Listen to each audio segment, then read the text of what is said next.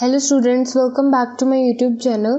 सो continue कर रहे हैं अपने solved examples for exercise 5.1 and इस वीडियो में मैं आपको एक्सरसाइज 5.1 के कुछ इंपॉर्टेंट क्वेश्चंस भी बताऊंगी, like from question number 31 to 34, जो कि बेस्ड हैं एग्जांपल 19 एंड एग्जांपल 20 के ऊपर, राइट। सो यहाँ पे जो टॉपिक कवर करने वाली हूँ आज थोड़ा सा डिफरेंट है, क्योंकि अभी तक प्रीवियस वीडियोस में आपने जो कॉन्टिन्यूटी चेक की है अपने क्वेश्चंस की, फंक्शंस की, तो वहाँ पर हमने left hand limit and right hand limit लगाकर सॉल्व करा है। लेकिन अब हमारे पास एक डिफरेंट मेथड है। अगर आपके पास कोई डिफरेंट फंक्शन आता है, लाइक कंपोजिट फंक्शन आता है, तब आपको कॉन्टिन्यूटी कैसे चेक करनी है, उसका जो प्रोसेस है वो एकदम डिफरेंट है। इसमें आपको left hand limit and right hand limit apply नहीं करनी होती है, राइट। सो यहाँ पे जो प्रोसेस हम अप्लाई करते हैं वो आप देख लो एक बार।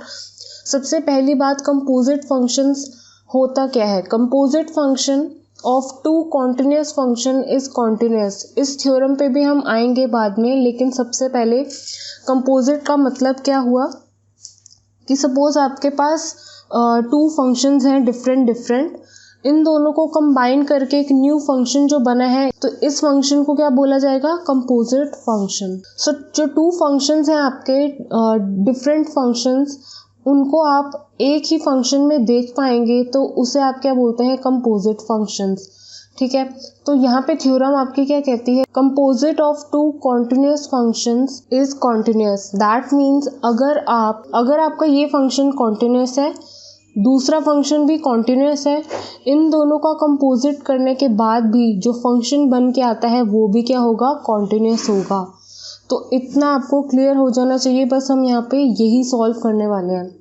सो यहाँ पे फंक्शन आपको किस तरह से गिवन होगा, fx की फॉर्म में लिखा होगा। सेकंड स्टेप में आपको क्या करना है कि उस फंक्शन को आप टू पार्ट्स में, टू फंक्शंस में डिवाइड करके लिखने की कोशिश करेंगे, राइट। अगर वो फंक्शन स्प्लिट होता है तो आप उसको प्रॉपर्ली स्प्लिट करके लिख सकते हो, एंड आप उन टू फंक्शंस को क्या नेम दे सकते हो, hx gx। तो आप यहाँ पे कोई और नाम भी ले सकते हो, राइट। लेकिन यहाँ पे मैंने hx लिया है एंड gx लिया है, मतलब एक फंक्शन है आपके पास, कंप्लीट फंक्शन है। सो उसी फंक्शन में से आपके टू फंक्शंस आपको अलग करके लिखने हैं। तो ये कैसे करना है अलग करके, ये भी मैं आपको बताऊंगी। देन एक्चुअल में आपको फाइंड क्या करना है, आपको ये HOG फाइंड करना है, जिसको हम बोलते हैं h ऑफ g। और इसको हम लिखते कैसे हैं, h आपका इस साइड है, इस साइड ही रहेगा, ब्रैकेट में आ जाएगी वैल्यू gx, ठीक है। देन हम इसको सॉल्व करेंगे, तो ये अगर हमें वैल्यू देता है fx के इक्वल, तो हमारा जो प्रोसेस है पूरा कंप्लीट हो जाता है। उसके बाद सिंपली आपको लिखना है कि आपका जो hx है बिलोंग्स कर रहा है r is continuous, and as gx belongs r is also continuous, and hence आपका जो function this is composite of two functions and hence continuous. Example 19. Show that the function defined by fx equals to this is a continuous function. तो function की शक्ल देखते ही आपको इतना clear हो जाएगा कि ये एक तरह का कंपोजिट फंक्शन है। कंपोजिट इन द सेंस एक फंक्शन के अंदर दूसरा फंक्शन दिखेगा आपको। सो आपने देखा sin x स्क्वेयर, एक बेसिक फंक्शन क्या हो सकता है इसका, sin x, ठीक है, और x स्क्वेयर एक अलग फंक्शन। आई होप मैंने इनको अलग अलग कैसे करके लिखा है, स्प्लिट करना आपको आ जाएगा धीरे धीरे, जैसे ही आप इन क्वेश्चंस को देख लेंगे एंड एग्जांपल्स को सॉल्व कर लेंगे, राइट। सो आपको पता चल जाएगा कि प्रोसेस इसी तरह से सॉल्व होगा, आपकी कॉन्टिन्यूटी चेक होगी, राइट। सो यहाँ पर अब क्या करना है, आपको hx नाम किसको देना है एंड gx नाम किसको देना है, ये भी आपको ध्यान से देखना है। मैं hx की वैल्यू sin x को ले रही हूँ एंड gx को क्या ले रही हूँ, x स्क्वेयर। अब आप सोच रहे होंगे कि मैम आपने इसको hx ही क्यों लिया और इसको gx ही क्यों लिया, क्योंकि hx एक ऐसा फंक्शन है जिसमें कि आप वैल्यू gx की डालते ही आपको वैल्यू वापस से क्या मिल जाएगी, fx की। तो आपका HOG का प्रोसेस भी क्या होता है, इसी तरह से होता है। आई होप आपको ये लिखना आ गया हो। चैप्टर 1 रिलेशंस एंड फंक्शंस में भी आपको ये कंपोजिशन फंक्शन वहाँ पे बताया जाएगा, राइट। आप प्रॉपरली सॉल्व करेंगे, वहाँ पे आपको क्या होगा कि फंक्शन अलग अलग आपको ऑलरेडी दिए होंगे, अल्टीमेटली आपको उनको खुद से निकालना है, उनका कंपोजिशन फंक्शन फाइंड आउट करना है, राइट। सपोज जैसे यही ले लो, तो वहाँ पे ऑलरेडी चैप्टर 1 में आपको अलग अलग करके लिखा होगा और पूछा जाएगा कि आप FOG फाइंड करो, GOF फाइंड करो, F ऑफ F फाइंड करो। तो मतलब इस तरह से कुछ भी वैल्यू आपसे पूछी जा सकती है चैप्टर 1 में, राइट। तो आई होप इतना आपको क्लियर हो गया कि HOG का मतलब क्या हुआ। FOG को आप कैसे लिखेंगे, F इस साइड है तो F को इस साइड रहने दो, ये वाली वैल्यू क्या हो जाएगी, GX। सपोज अब FOF को देखो मैं कैसे लिख रही हूँ, F ऐसे ही रहने दो, इसके अंदर फिर से क्या आएगा, FX। आई होप आपको क्लियर हो गया और लिखते कैसे हैं हम इसे। तो यहाँ पे आपको HOG कैसे वैल्यू देगा, H ऑफ GX, ठीक है। अब GX की वैल्यू मैं यहाँ पे पुट कर देती हूँ, जो हमने लेट की है डाल दी मैंने x²। अब फंक्शन क्या है आपका HX, ये। तो मतलब वो कह रहे हैं कि अब आपको क्या वैल्यू डालनी है, क्योंकि हम HOG की वैल्यू को सिंप्लीफाई सॉल्व कर रहे हैं, राइट, और कुछ नहीं कर रहे हैं। यहाँ पे x है तो यहाँ पे x है, यहाँ पे कुछ x की वैल्यू चेंज होगी तो वो कहाँ पर चेंज होगी, यहाँ पर, ठीक है। तो HX मैंने इसलिए इसको चूज किया, sin x को इसलिए मैंने उठाया HX, क्यों, क्योंकि x में वैल्यू कहाँ चेंज हो रही है, इस पोजीशन पे, ठीक है। तो यहाँ पे x² वैल्यू आपकी इस तरह से डलेगी, क्योंकि as you know that HX की वैल्यू क्या है अभी, sin x, ठीक है। तो यहाँ पर अब h के अंदर क्या डालना है, x², तो वैल्यू क्या हो जाएगी, sin x², right. I hope इतना क्लियर हो गया हो। तो ये अल्टीमेटली किसके इक्वल आ गई है, वैल्यू fx के इक्वल आ चुकी है।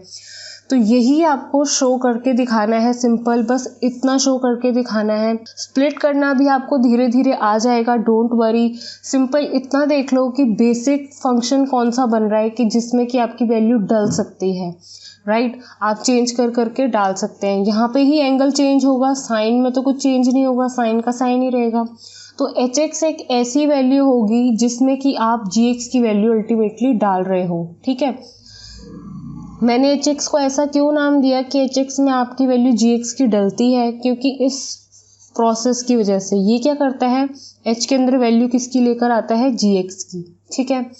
तो अब यहाँ पे आपको सिंपली लास्ट में क्या लिखना है, जब आपकी वैल्यू इक्वल्स टू FX आ जाती है, सिंपली आपको लिखना है कि as HX belongs to R is a continuous function and as GX belongs to R is a continuous function, hence fx is a composition of two functions, hence continuous। So जैसे कि अभी तक आपने example 19 को solve किया है, तो question 31 जो एक्सरसाइज 5.1 का है वो भी एग्जैक्टली इसी तरह से सॉल्व होगा, ठीक है।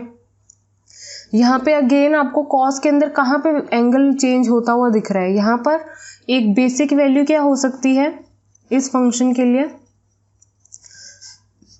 cos x, जिसमें की वैल्यू आप डाल कर चेंज कर सकते हो, और वो नेक्स्ट फंक्शन आपको अलग से दिख ही रहा है, दैट इज x²।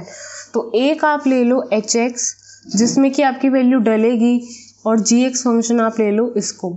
अब निकालो HOG, that is H of GX, जिसको आप इस तरह से लिखते हो, GX की वैल्यू उठा के इसमें डाल दो, और एज यू नो दैट कि आपका HX क्या है, cos x है, H के अंदर क्या वैल्यू डल रही है, x की जगह x²।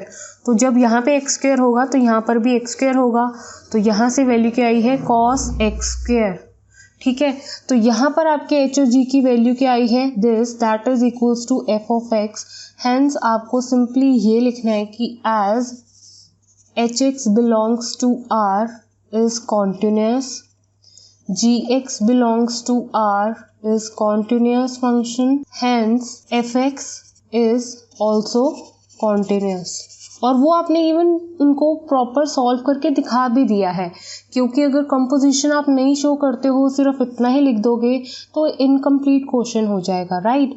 Now let's see next. Question 33, examine that this function जो आपको प्रोवाइड किया हुआ है, दिस कंप्लीट फंक्शन एक कॉन्टिन्यूस फंक्शन है। तो शक्ल देखते ही आपको क्लियर हो रहा है कि एक तो साइन फंक्शन है नॉर्मल, ठीक है, और उसी के अंदर वैल्यू क्या चेंज होके एक्स की जगह वैल्यू क्या दिख रही है आपको, मॉड्यूलस एक्स। तो इस फंक्शन को एफ एक्स फंक्शन क्या दे रखा है आपका, साइन मॉड्यूलस एक्स।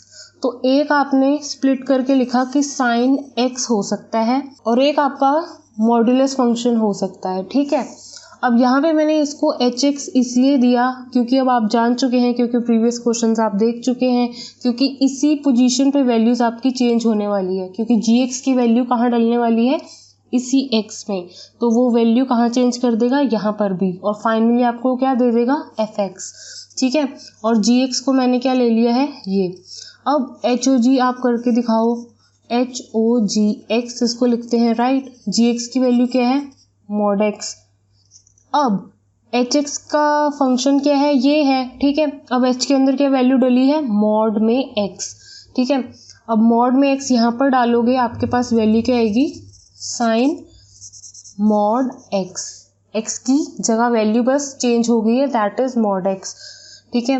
तो यहाँ से आपकी वैल्यू किसके इक्वल आ गई है, एफ एक्स के इक्वल। सो सिंपली अब आपको क्या लिखना है, hence continuous. So question number 32 देखो, show that the function defined by F X is equals to this is a continuous function. So यहाँ पर जिन स्टूडेंट्स को नॉलेज होगी प्रॉपर कि मॉड्यूलस फंक्शन भी एक फंक्शन होता है, राइट, तो वो इस क्वेश्चन को देख के समझ जाएंगे। एक तो इस फंक्शन के ऊपर पूरी cos x के ऊपर वैल्यू क्या आ चुकी है, मॉड की, और ये बेसिक cos x तो आपको दिख ही रहा है। सो इनको टू पार्ट्स में किस तरह से लिखना है, बहुत इजीली आपको क्लियर हो जाएगा। कैसे, आपने क्या वैल्यू लेनी है, एक तो आप मॉड x ले लोगे, क्योंकि मॉड x एक मॉड्यूलस फंक्शन होता है, मतलब मॉड के अंदर वैल्यू होती है, राइट, x, ठीक है।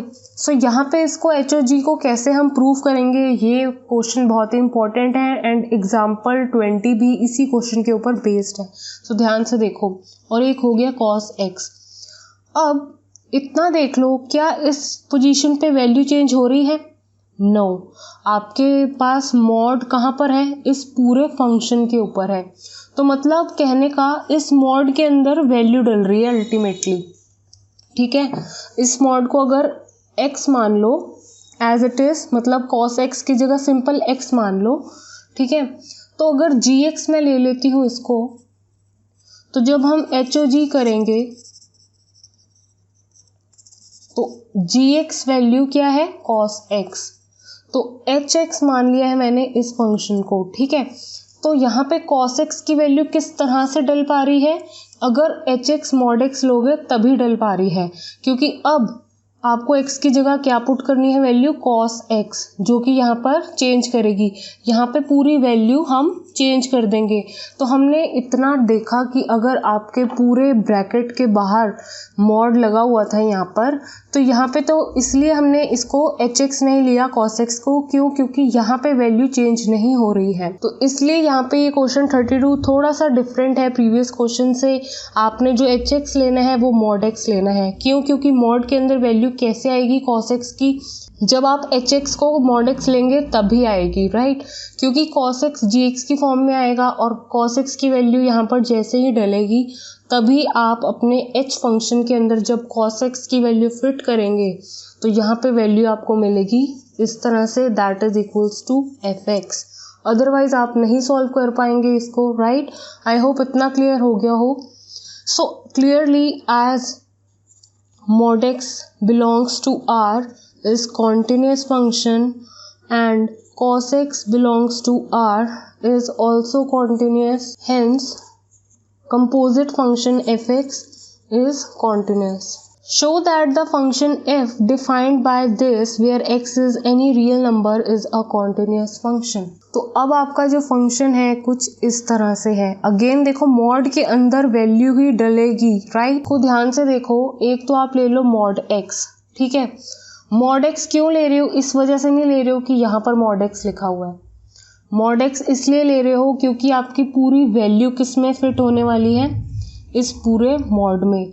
तो इसमें फिट होगी तो एच एक्स आपकी वैल्यू क्या आएगी, ये एंड gx आपको क्या लेना पड़ेगा, अंदर वाली वैल्यू, कंप्लीट वैल्यू। सो अभी जैसे फॉर एग्जांपल फंक्शन आपके पास था, मॉड में वैल्यू थी cos x की, तो आपने इसको कैसे सॉल्व किया, आपने पूरे मॉड के अंदर वैल्यू को, cos x की वैल्यू को कैसे फिट किया, जब आपने hx को mod x लिया। यहाँ पर भी पूरे मॉड के अंदर ये वैल्यू कैसे फिट होगी, जब मैं hx को mod x लूँगी, राइट।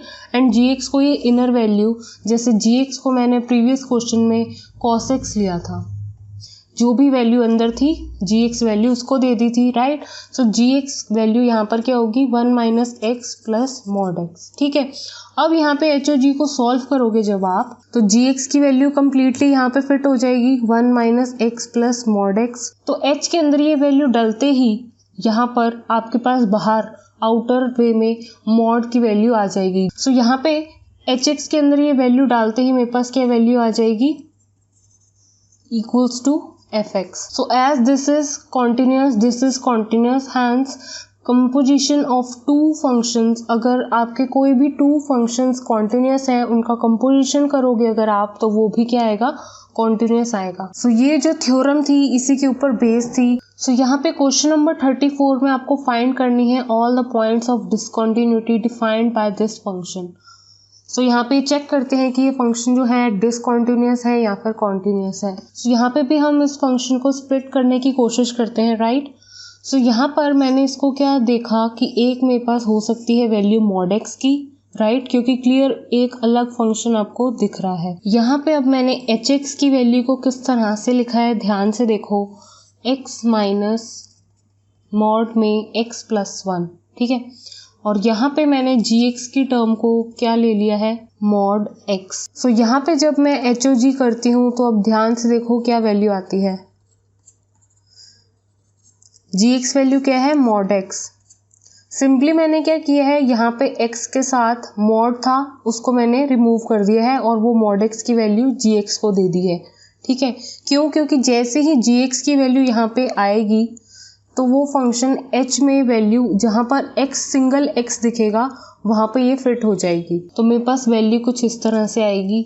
इसमें जैसे ही मैं mod x डालती हूँ तो यहाँ पे वैल्यू क्या हो जाएगी, क्योंकि सिंगल x वैल्यू कहाँ पर है, यहाँ पर, ये एक अनदर फंक्शन हो जाता है, अनदर वैल्यू हो जाती है आपकी, राइट। इसमें आप कुछ नहीं ऐड कर सकते, राइट। सो यहाँ पर मैं क्या करूँगी, x में mod x डाल दूंगी और बाकी आपके पास एज इट इज है ही, राइट। सो यहाँ पर मैंने h और g को किस तरह से सॉल्व किया वो देखना बहुत इंपॉर्टेंट था, लाइक दिस। अब यहाँ पे सिंपली आपको लिखना है कि as h continuous g function belongs to R continuous, hence fx is continuous. Question number 34 में कोई भी पॉइंट ऐसा नहीं है कि जहाँ पर डिसकॉन्टिन्यूस प्रूफ हो। सो सिंपल लिख दो, no point of discontinuity. So next video में एक्सरसाइज 5.1 देखेंगे। Thank you students for watching this video. Please like, share and subscribe to my channel.